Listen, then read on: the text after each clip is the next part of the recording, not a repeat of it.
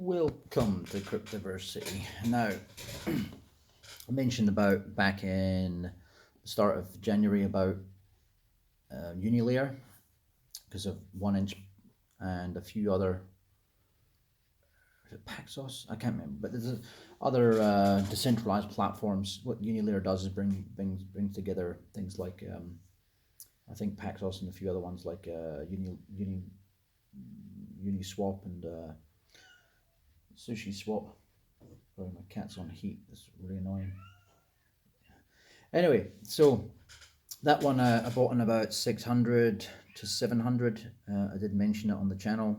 I said it would be a better one to buy than 1inch, and people keep on going on about that one because backed by Binance. I really try and stay away from anything that Binance touch now. I don't like them as a company. They're just basically a massive shell operation. I don't even like using their exchange anymore, even though I do, because it's got all the currencies on it. Come on, stop being an idiot. Get off. So, I got this fucking cat. Anyway, so today it's going up to about 3,400 and something Satoshis. Oh no, not more than that. What am I talking about? I can't use decimal places. 34,000 is it? Yeah, 34,000 Satoshis. Low liquidity, so I just sold out at 32,000. Now, the reason why I'm telling you this is it's a strategy I'm doing. I think I could have got a lot further that one, and I just sold out all of it. Rather than even keep some of it, I just sold out all of it. Because I'm trying to do at the moment where on that particular exchange, which is Bilaxi, I want to buy in more API3, and I want to buy, what's the other ones I had on there again? Let me just check. It was, yeah, SparkPoint. SparkPoint API3. Now look, these ones haven't really pumped too much yet, but I'm thinking if I just take that profit, that's a $3,000. I'll only have a little bit on this exchange. I don't really trust it, to be honest with you. It's a smaller name one. I've also seen in the case of, I think it was Voyager token, they had a disclaimer on there saying, warning, we're not actually listed on, well, we don't collaborate with that exchange. So maybe it's I don't know, why would they have a problem with an exchange listing them for free? But anyway, or else it's a fake token, who knows? So I only put, I think 2 Ethereum on this, and I've tripled that already just by what I kept on that one coin, which really sucks because what I actually did is the first time it pumped to 1,200, I withdrew that and at 12,000 Satoshis and bought SparkPoint and API3 with what I bought, with what I made. Still not a bad move. I'm not going to moan about it. I can't really complain. I've turned $2,000 into $6,000. But my strategies, what I want to speak about is I don't want to hold alts too long because I really, as I said in previous videos, I really don't think that Bitcoin's going to hang around low for a while. But what I do think it's going to do is a bit of a pullback, bit of consolidation, and in the meanwhile, maybe Ethereum will start acting more like Bitcoin than alts, and I think that's already happening. So you'll see the two of them rallying, I think, a lot more when together, and the rest of the market following. XRP, I wouldn't, just I don't even want to get into that. It's just ridiculous. I can't believe it's still even in the top 10, let alone top 100, let alone top 1,000. Anyway, so the rest of the altcoin market, though, I think will start to follow now.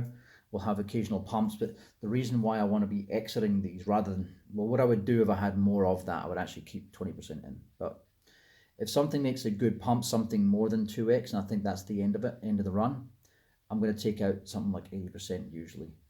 Because I only had a few grand worth of that one, or 4,000 worth of that one, I just dumped it all. And I'm going to put it into these other ones, SparkPoint API3, because I think when they pump, it'd be better having that profit from those to put into those coins that haven't yet pumped. And this is what I'm doing in other exchanges, Binance and a few other ones, Hit BTC, which has actually become better now. Kraken I'm going to start using again. I just signed up on that again the other day. I was on it years and years ago. I didn't really like the functionality of it back then. This is 2014 or something like that. I didn't like the look of it back then. It used to give you like a wee monster, and it would say, remember this monster picture, and it would create it out of some hashing. It was pretty cool. But I thought to myself, how are you going to really remember it, you know. Anyway, so that was to make sure it wasn't like a man-in-the-middle attack and a fake website up in front of your face. Anyway, the KYC process is quite easy to go through, so I'd recommend anyone to try out Kraken. Try and get yourself. I'm trying to get myself away from Binance so that when I'm going to play the alt markets for the next 6 months. I think it's too high risk to go beyond that. So my plan is to every single alt I have. The aim is not to have more than 20% still left in each of those alts past June, and then in that final, so somewhere between 50% to 20% I should have left. So if I get a fairly good pump, but I think it's going to go further in the future, I'll keep 50% in. And then between June and that, so with what I've taken out is, let me explain this better. Say for example, I put in $1,000 to some shit coin, right? But I think that shit coin is going to do very well. What I end up doing is I will take out my profit. If what I take out and it's pumped well and it goes to, let's say, I get my original 1,000, then I'll leave another 1,000 in it, right? So as long as I'm taking out my initial investment, or hopefully more, the aim is to grow Bitcoin at the end of the day. So then whatever I leave in is not going to be anything that I've risked. It is total profit, and hopefully it's just a part of my profit. That's the aim here, right? So then past June, anything that's left in, even if it is 50%, will be because I made such good gains, but I also think it's got more to go. And there's a lot of coins in that bracket. So some of the main hodls, for example, Zilliqa, Cardano, Digibyte, these things are scraped. Well, they're not all scraping the barrel anymore, but they have scraped in the last few months down to their lowest again, especially Digibyte. And there's so much potential for these to not just even revisit their highs, even revisit half of their previous high compared to Bitcoin. Now, another thing I spoke about quite a lot is never to count your profits in dollars, but just for my own sanity, right, to stop me panicking about stuff. Because a lot of what you've got to do is really to manage your own mind state. So I found that to stop me panicking, instead of just looking at the BTC gains, what I also got to do is remember that even if things fuck up making gains against BTC, in other words, if BTC dominance rises against the rest of the altcoin market, I got to not panic, because I've got to remember I'm still making gains in fiat currency, and the goal for the end of this year is to, once I've done my jiggery pokery in altcoins and hopefully made a Bitcoin profit, like that is a gain against Bitcoin, then the goal will be to sell half or more of my Bitcoin. I've got a certain number in my mind that I want to go back to hodling, which I used to do. I used to never, God's sakes, this cat's driving me fucking insane. Go back to hodling a certain amount. For all I know, the trading amount, that certain amount might end up being 1/3 or 1/4 or even 1/10 of my trading amount. And I will happily trade that in the future, as long as I've got that safe holdings that I used to always keep and stop doing because I started taking risks because of certain situations that a certain arsehole in my family caused. So digging myself out of that situation now. Hopefully it's going to go well this year. Come on, cat, you're a pain in the ass. And yeah, so let me go back to that strategy again. So whenever I think we're nearing the end of the bull market, I'm not going to run the risk of trying to catch the top, because that's a really stupid thing to try to do. But whenever I think we're at a stage where I feel happy that gains are made here, I will take an amount. I don't know how much, maybe 50%, maybe more, whatever I feel comfortable taking out to USDC. And then even if I have to watch Bitcoin rally up twice that, let's say for example it goes to 140k, and then it goes end up that's me thinking, oh shit, this is it, right? That's my key amount was, I said before, between 140 maximum 160. That's what I think. Other people think I'm stupid that it's going to go to 300 because of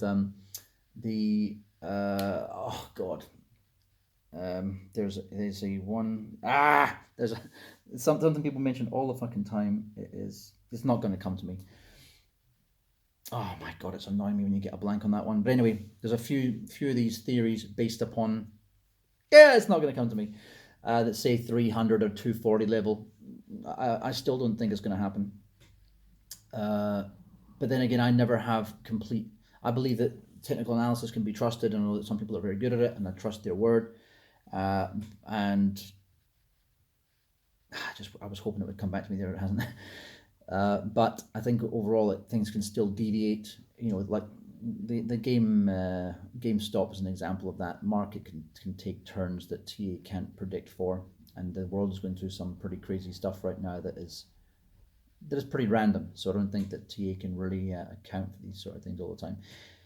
So anyway, I'll be taking that because at some stage there will be a pullback, and even if there's not, I've still done well. You know, to have an entry on Bitcoin at $115 the last time I got into it, to being worth even now 30 odd, I can never complain at what I do. And even then, I've already taken out what I put in, and that's the key here that I'm trying to get to is I'm not saying that Bitcoin could go to zero. I'm not going to be one of those twats. But although there is a lot of people who are in the crypto space, surprisingly crypto face that think like that. Really annoying is the people who take the most from the market. And I've always had a problem with those kind of people. You know what I mean? When you use this to get yourself wealthy, and it's bigger than that, and it I would say it upsets me, but it does piss me off. It pisses me off that someone could actually look past this as being something that's so important for goodness in the world, especially someone who professes to be such a Christian as he does. Kind of quite an annoying thing, because it's the foundation of evil. How our monetary system is run, it leads on to so much evil in this world, right? People talk about, oh well, the same institutions will end up owning it. Yeah, but the same institutions were not able to print it at will, which the central banks and everyone else have been able to, the club has been able to do. They can't print this new money, so people can still earn it. Even if 100% of tomorrow, if 100% Bitcoin was in the hands of the institutions, and this is now how you earn your money, at least you'll be earning something that couldn't be produced at a whim by these assholes. So it would still be capped. They would still have all the wealth that would slowly leak out, but then it would be an unrigged system starting from scratch. I know it sounds terrible, but I'm giving an extreme example that even that would be better than what we have now.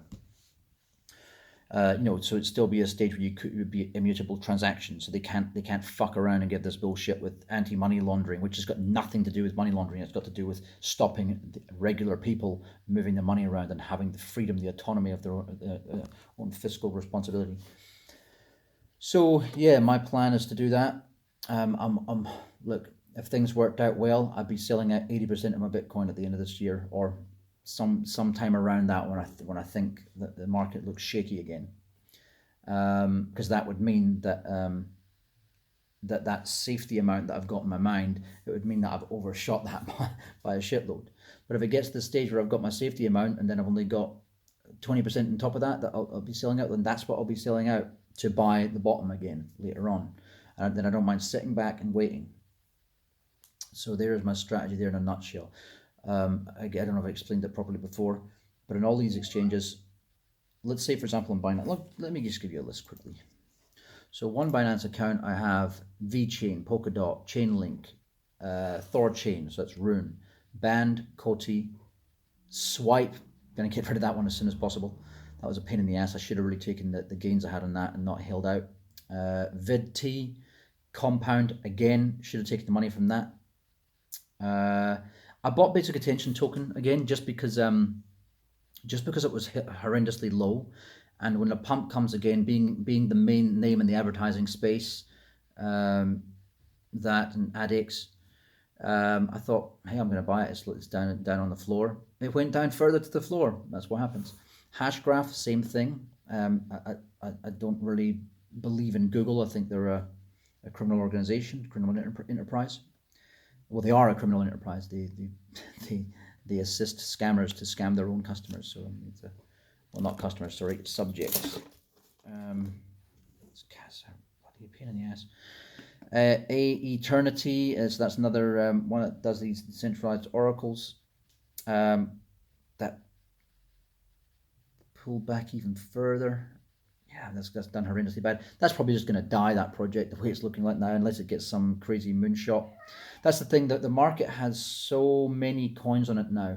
It is easy for things to just fall off the map forever, easier than it was when there was 3,000 coins a few years ago. So be very careful what you buy into, because there's no guarantee that things have to return just because they went down again. No, buy the dip. No, no, no.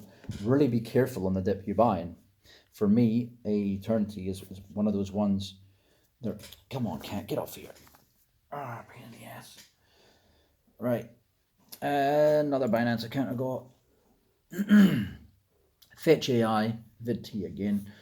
Seller Network, DIA. Cosmos, which is Atom. Tomo Chain, I'll be dumping that one next. When I say dumping, I mean I'll be getting rid of all of it when it spikes up to whatever it is. Once it gets to within 20% beyond what I paid for it, I'll probably be looking at starting a DCA out of it, or if it looks like it might not go further, completely dump it, and I wouldn't buy back into it again. Good project, I don't care. It's, you've got to get to a stage where you're having less projects. Matic, I bought it because I got a signal for a pump from a friend. Hopefully it works out.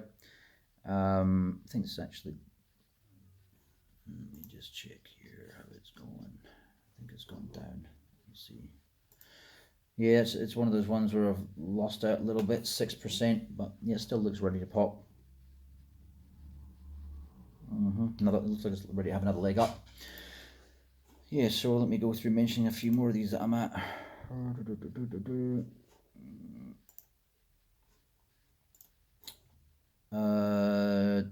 Luna, Terra Luna. Again, looks like it's ready to have another leg up.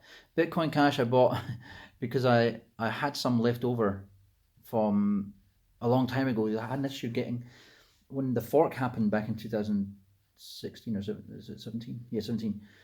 I end up taking my fork coins. There was an issue with one of them. It was I used a wallet. I can't remember how they got split up, but I used an old wallet I had. I can't remember the name of the company. It was a soft wallet, and I loaded it onto Coinomi, and I had a lot of problems. And then they helped me resolve an issue, and through the ledger, there was a tool in the ledger to get money back, and somehow it came up with 1.5 on my ledger. I decided to buy a bit more because I noticed how low it was, and then I saw another few videos on it, and also some things from Roger Ver on what they were actually doing in the background to do with DeFi because of the larger block sizes. So I just thought, may as well take a punt on that one. And when I seen the projections from other people, like Dan, what's his name again? Something. Oh God, I've got a shit memory. That's not going to come to me. The guy always does videos by the swimming pool. Anyway, he's kind of older guy, maybe in his 50s, I don't know, or late 40s. So yeah, he was saying projections for him would be, he was showing what his projected outcomes were, and he's got pretty good calls sometimes, this guy. Projected outcomes, not as good as CM Top Dog or another one I can't remember, but still pretty good calls. And he was saying that it was a 90% chance that he felt this one would actually pump in time, and the rate that it would get to would be something like 8K. So I thought, well, I may as well put a few more bucks on that one. So I did. Loop Ring I've just put on the other day, but it's actually fallen back. Oh no, it's gone up. Loop Ring. And that one's also on Coinbase for those of you who use that simplistic system.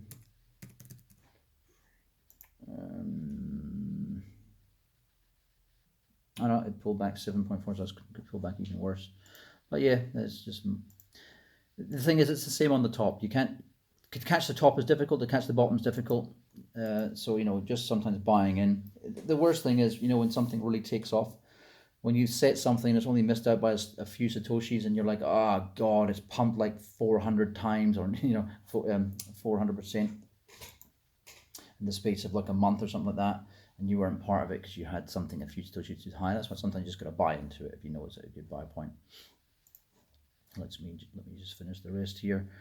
I got out of Tezos. I'm going to stay out of Tezos. I got out of Stellar Lumens. I had a prof. Oh, no, I didn't. It had started to make background again, and I decided that I wanted out into better things. Hopefully that works out for me. And that's it really on those ones. New economy movement, again, I took some profit from that one. I moved into Harmony 1. And my plan is, again, both of those I'll just wait to have a moonshot. Probably won't buy into either. Might keep a little bit of Harmony 1, won't buy into Name It again. And on liquid I've got Electro Web Token and UBT and Link. Those are all that I might keep about 20% of after whatever pump I get between now and June. Now, as each one of these things pump, this is my idea, right? So let's say I take out, let's say EWT pumped hard, and let's say I got, from where I am right now, let's say I got 3x. I'd probably take my initial investment out, plus more than half the profit, and I would put it towards the two that haven't yet pumped, UBT and Link, or vice versa. So this is what I'm going to be doing, because what I know, even probably even more so than in 2017, is these pumps are just happening like in round robins, and there's no point sitting there waiting for a coin to pump again. Yeah, I'm going to hold on. Once you see it going up and it's starting to come down, no point holding. Just sell it. You just got to start to be ruthless. None of this, I believe in the project bullshit. Fuck that. It's about money. It's about making Bitcoin. And maybe at the end of it, taking back a holding in those projects that you do actually believe in, without hurting your pocket, without hurting your dreams. I held way too many things to the floor to be playing that bullshit game anymore. So I just wanted to drum that one into you, whoever's listening. So what else do we have? What other platforms here? Yeah, I think I mentioned everything. SparkPoint, API3, and of course Zilliqa. My big holds, Zilliqa and Cardano and Digibyte. Yeah, I'll see how they go. Next Digibyte pump, I will probably end up dumping more than half, and I probably wouldn't have it not more than 2% of my portfolio, even though it's a great project. It's about accumulation of Bitcoin and what I think will allow me to accumulate more of it, and what I feel I need to have in a particular project. So as much as I might believe in even Cardano, for example, I wouldn't see the point after it's made me gains on some massive pumps to hold more than a few percent of it. It's just the way it is, and people would not agree with me on this one, but I'll be the exact same with Ethereum. I dumped Ethereum too low back in 2017, still made great money on it. I did the same this time, about $200 something. Yeah, I could have made another 6x on top of it. These are the risks you take. I moved into other things, and they did pump, but then I didn't take the gains because I expected the bull market to start last year. It didn't. It pulled back again. No one's got a crystal ball, and that works anyway, and no one's got a working time machine. So just hoping this goes how I expect this time, and for the most part I'm hoping that I'll be trading more comfortably in the future, and by comfortably what I mean is taking part in fewer coins. So I'm probably going to stick to using exchanges like Liquid and Kraken. I really want to stop using Binance. So let me get into that point then.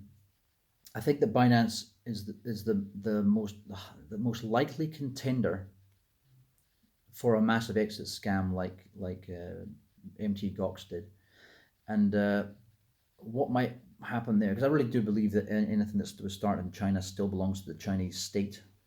They pull people into a room and let them know what's up, and if they can corner the market and even get, I don't know, let's say 5% of all Bitcoin, let's say 5% of the crypto market getting traded on their platform one day, or platforms as they end up owning more and more platforms, they can end up just pulling the plug and stealing everything from everyone. And I really do believe, because that's kind of what happened, I believe, with Bitcoin, with MT Gox. I think it will happen with Binance.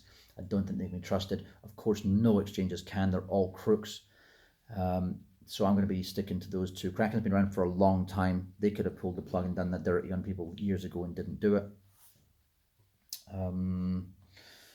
I like the redesign of Liquid. They've put real effort into it.